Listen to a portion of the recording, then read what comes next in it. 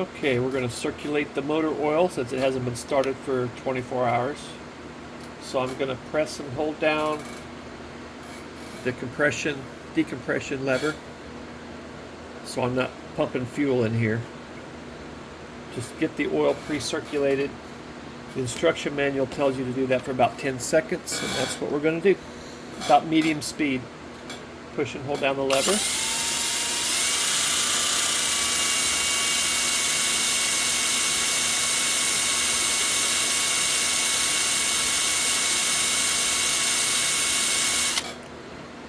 Okay, release the lever, make sure it's up. Sometimes this lever sticks a little bit, and you need to just kind of make sure that you have compression. We're ready to go. I am running Coleman Leonard fuel with about this is 250 milliliters, and I put 3 milliliters of Marvel Mystery Oil. Because even though this has a full oil system, it pumps everywhere, it doesn't hurt to give it a little extra, not much, just a little.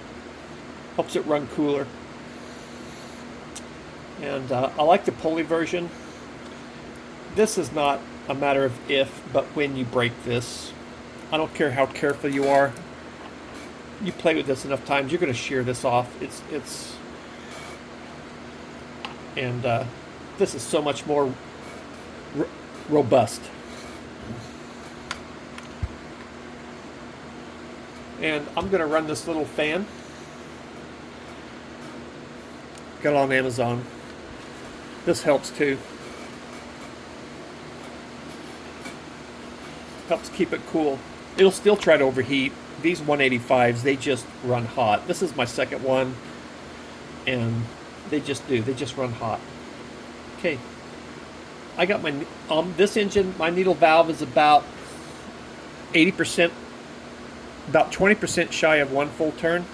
It's about 80%. It runs slightly rich at that setting, and this, if you can see, is out about almost a millimeter, maybe not quite. And just play with it until it has a good transition.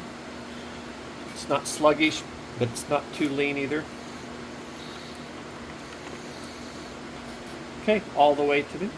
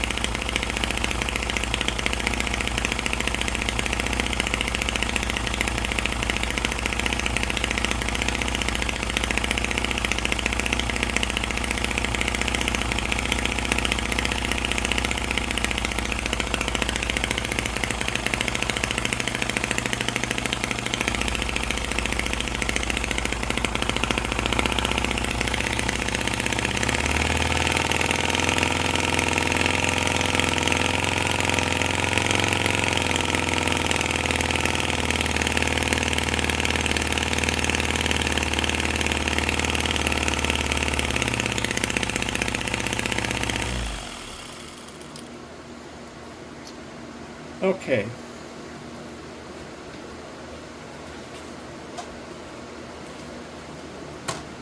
I have a few tips and hints from what I've learned about this engine. First of all, buy the pulley version, don't buy the generator version, in my opinion. You really need this robust starter. That just does not get it. Anyway, another thing, this doesn't come like this. This is heat shrink. When this comes up, they're just two bare soldered little leads. And from checking the oil and just bumping it and stuff, they work back and forth, and it's going to start giving you problems eventually. So what I did was I took some good clear RTV silicone, made sure it was soldered on good, blobbed it all around the wires, let it sit overnight, and then that created stiffener to where when I bend these wires, it doesn't bend them at the solder joint. You have a blob of that silicone. And then just for looks, I put this heat shrink on it. So that's one thing. Another thing, make sure you use some heat shrink tubing here. This fits kind of loose and it can pull away, but also you're adding extra insulation to this boot. So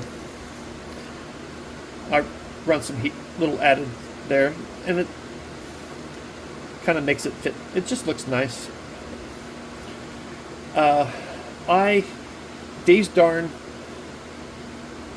oil dipstick caps are smooth, and you about give yourself a blister trying to loosen them. So I just you can take a file and just file these little ridges, and it makes it so much easier.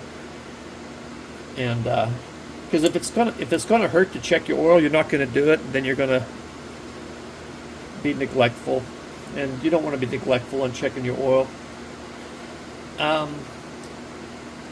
When you fill this all the way up, and after your engine's broken in, that's when you do your carb adjustments. Don't do your carb adjustments when the fuel is about only a quarter full.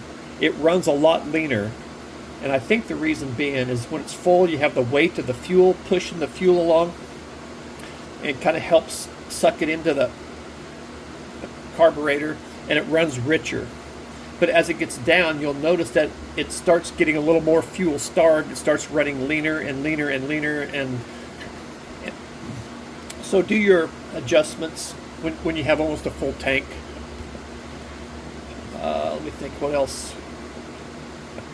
Okay, so one of the things they recommend you do when you get this engine is put 6 milliliters of oil in. Okay, well, if it's a brand new engine, I don't think 6 milliliters is enough, because it's going to go through the system. Some of it's going to end up a little bit down here, up in here, down in all the channels and everything. I think you need to add 8 milliliters of oil, 30 weight to 40 weight. I use 10W30. And when you're breaking in your engine, don't use synthetic oil. Use just your regular mineral motor oil, so that when you're running this at lower RPMs, you're not glazing inside of the cylinder. Synthetic oils lubricate too well for break-in. They lubricate, you want there to be some friction because you're trying to seat the rings. And then after you've run a couple, 3 tanks of gas through it, then you can take that off, suck the oil out, and then you can take the oil out of this. Then you can put your synthetic oil in. And but I would start with 8 milliliters. If you have this screwed all the way down, and you unscrew that, and you touch your finger, and if it's not touching oil, you don't have enough oil in there. You need a good 2-3 milliliters of oil showing on that to ensure that you're covering up. There's a little the intakes right here by just in front of the drain plug. I don't use this drain plug. It is messy as hell. I just rigged up something to suck it right out of here.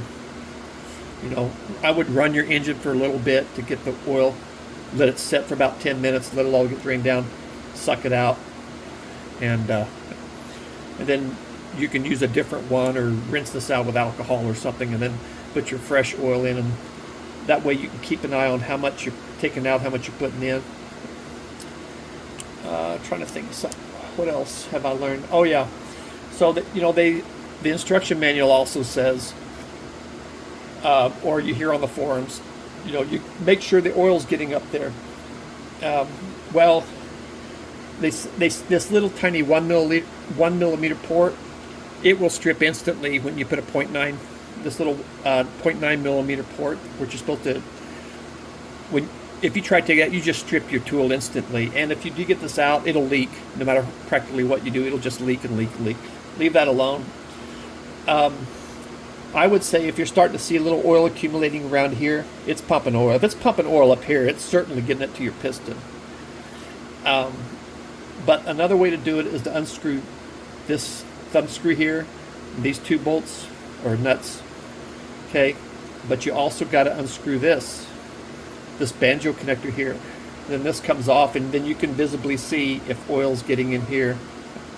But the problem with this banjo connector, if I had this off, it goes into this little cylinder, and that cylinder only has two to three threads, and that's a steel screw going into 2 or 3 brass coarse threads.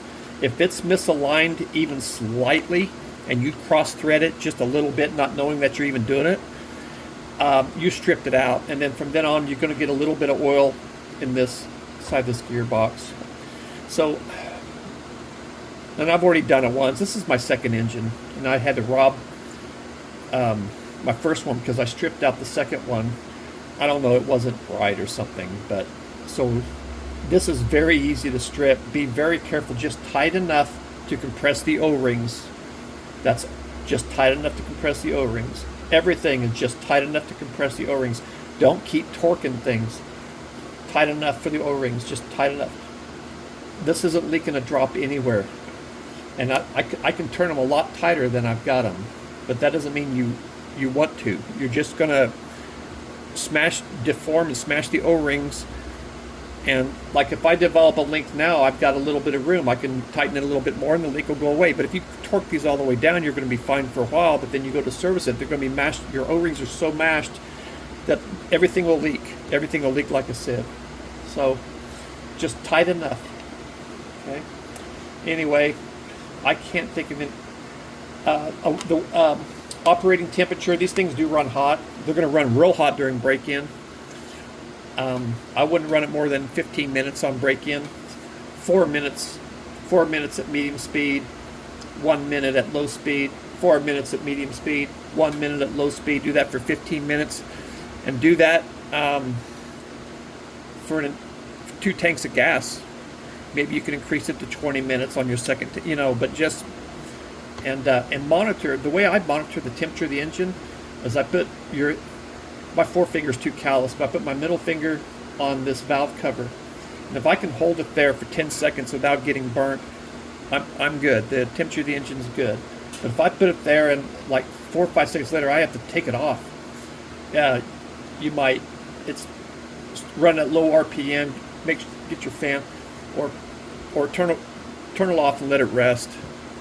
I like to shut down this engine by first depressing the decompression lever and then hitting that off. And that way it gets a little oil up in there for the next time, and I'm not pumping gas. If I just turn it off, it's going to keep pumping gas even though the engine's winding down. So just boom, boom. This is your oil filter, real easy. And well, I say it's easy. It's difficult to, I had to modify this wrench. Look how skinny I had to get that. But it's just hand tight, but you can't get your fingers in there to do anything. So I took something that's normally, fat, and I ground it way down just so I can get my little tool in there, get it loose enough, and then you put your finger in here, and then this will pull down, and then this has an O-ring too, and again, just a little bit of tight, just a little tight. Don't have to get it real tight. Fuel filter, same thing, same size. Okay. But as you can see, it does really good. It does seep a little bit of oil from the inside of that. It kind of works its way down. About every 5 runs, I have to take off this cover and get a Q-tip and swab up a little bit of oil down here just to keep things clean. So that's all I can think of right now. Hope you enjoyed the video.